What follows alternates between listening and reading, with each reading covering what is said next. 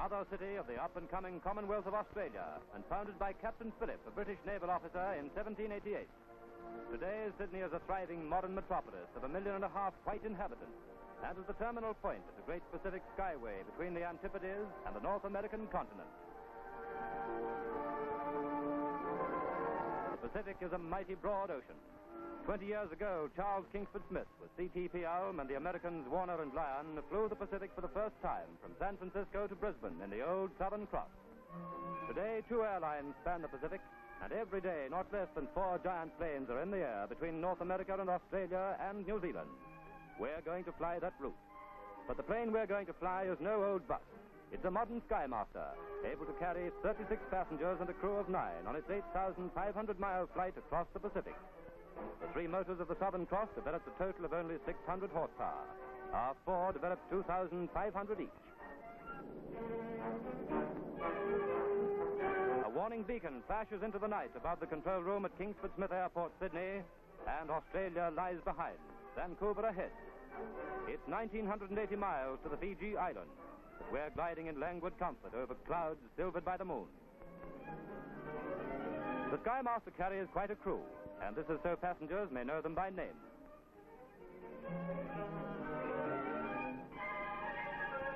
Our Skymaster is called Discovery, after one of the ships in which Captain James Cook discovered Australia in 1770. But Cook didn't have hostesses like Mavis Harrison and Pat Deverell. They're a much more recent discovery.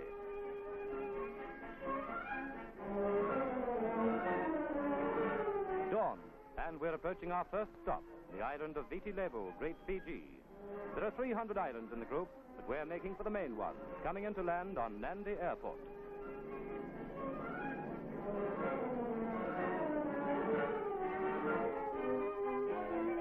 There's a whole day in front of us, so let's go sightseeing.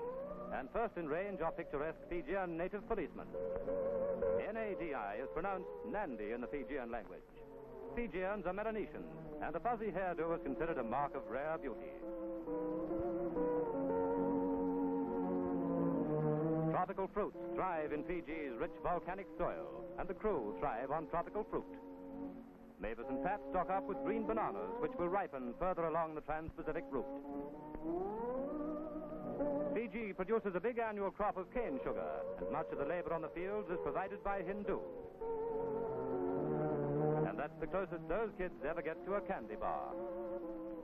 Pineapples, too, are a major crop, but they're not in season just now, and Mavis and Pat are out of luck. But let's get going, girls. We have an audience with the chief of the village of Visese. The chief's out, but here's his wife. It's really most embarrassing catching a girl like this. If I'd only known you were coming, I'd have put my plate in. But there's not much time left. Well, yes, there's always time to nurse a baby. And with Fiji's population, particularly its Indian people, increasing, there's no shortage of babies.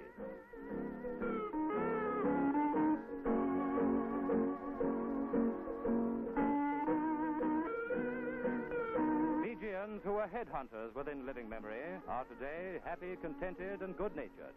But there's one kid whose grandfather ate missionaries, even his singlets holy. So it's goodbye to Fiji, and off on the next stage of our flight. When Kingsford Smith and his crew flew this route, they faced a 3,300-mile ocean hop from Honolulu to Fiji, landing at great risk on a small sports field. Today, there's an intermediate stop at Canton Island. As we fly on, the moon sweeps its silvered brush to paint the edges of fleecy tropical clouds.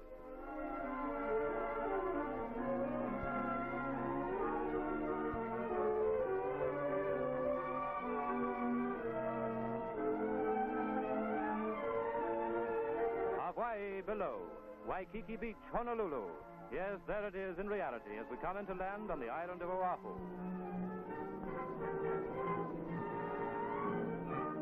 In this land of sunshine, natives have no word for weather. It's always the same. Palatial hotels cater for tourists in thousands. But Mavis and Pat want to find out if Waikiki is as good as the tourist posters say. The surf's gentle inside the reef, with long, lazy rollers providing ideal chutes for canoes and surfboards. Native Hawaiians offer friendly advice, but these girls are at home in much rougher water than Waikiki can provide.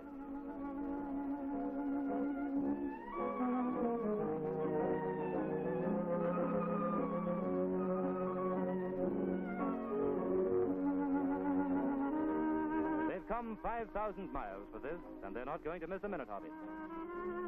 We've another treat in store. In the magnificent gardens of the Neomaru Hotel, 2 Hawaiian dancers perform their traditional hula. Meanings of some of the dances have been lost in antiquity, but graceful rhythmic movements with hips and hands express a meaning as old as Hawaii itself. Lovely hula hands, graceful as a bird in motion, gliding like the gulls over the ocean. Lovely hula hands, soaring around the earth.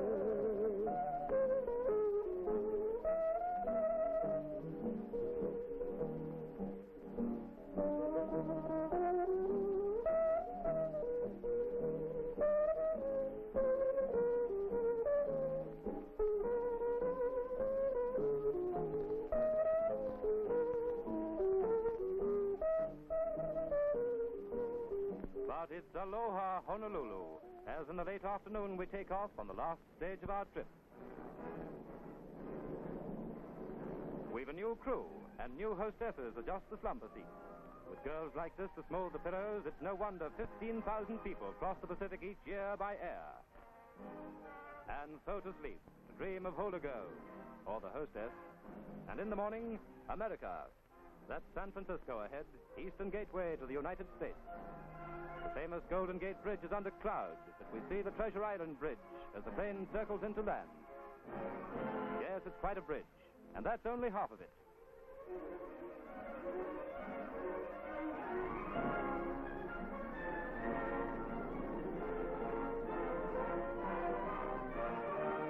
But our stay is short. We're on our way north towards Mount Shasta and the giant Shasta Storage Dam. Melting snow in these mountains provide water to irrigate some of the richest land in the United States, plus hydroelectric power.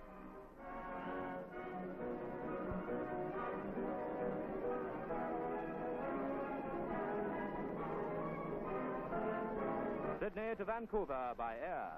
Airmen are helping to forge a strong trans-Pacific link. Vancouver's modern city hall is typical of its fine buildings. And just in case you've forgotten, Vancouver is in Canada.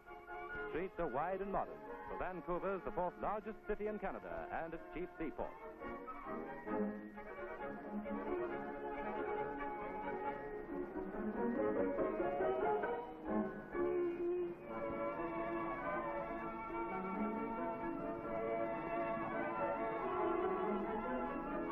The transport system is good, with modern buses gradually replacing the streetcars. Ringed by mountains, Vancouver has a plentiful water supply and generates hydroelectricity.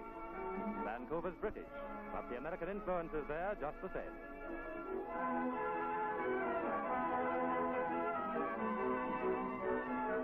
There's plenty to see just outside Vancouver, and no lack of transport in special tourist trolleys. This city of 500,000 people is proud of its parks and gardens, doesn't hesitate to show them off. English beach on English Bay. When it's sunny, thousands flock to the water. But Vancouver has a heavy annual rainfall, so we must have picked the annual sunny day. The Lions Gate Bridge across the neck of the nearby Straits of Georgia spans the port entrance. And Vancouver has fine types of modern suburban homes.